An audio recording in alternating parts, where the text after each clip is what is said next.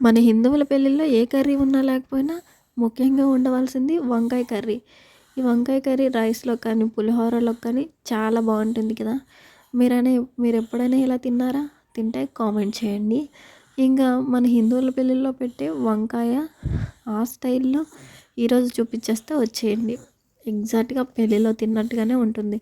ఇంకా ప్రాసెస్ విషయానికొస్తే స్టవ్ మీద ఒక పాన్ పెట్టుకొని పోపు దినుసులు ఎండుమిర్చి, కరివేపాకు, ఆనియన్స్ వేసుకొని మగ్గించుకోవాలి.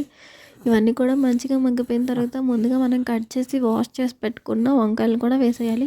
వంకాయలు కట్ చేసిన తర్వాత ఎక్కువసేపు ఉంటే నల్లగా వస్తాయి కదా! అలా రాకుండా ఉండాలంటే ఉప్పు నీటిలో ఉంచుకుంటే నల్లగా ఉండవు.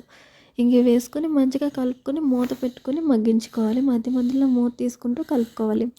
ఇంక ఇప్పుడు చూడండి వంకాయ అంతా కూడా మంచిగా మగ్గిపోయింది. కొద్దిగా ఆయిల్ ఎక్కువ వేసుకుంటే బావుంటుంది. ఇంక రుచికి సరిపడా ఉప్పు, కారం, పసుపు, ధనియాల పొడి వేసుకొని మొత్తం అంతా కూడా కలిసేలా మంచిగా మిక్స్ చేసుకుంటూ లాస్ట్‌లో కొత్తిమీర జల్లుకొని దించుకుంటే టేస్టీ వంకాయ కర్రీ రెడీ అయిపోతుంది. మీరు కూడా ఒకసారి రెసిపీ ట్రై చేసి ఎలా వచ్చిందో కామెంట్ చేయండి.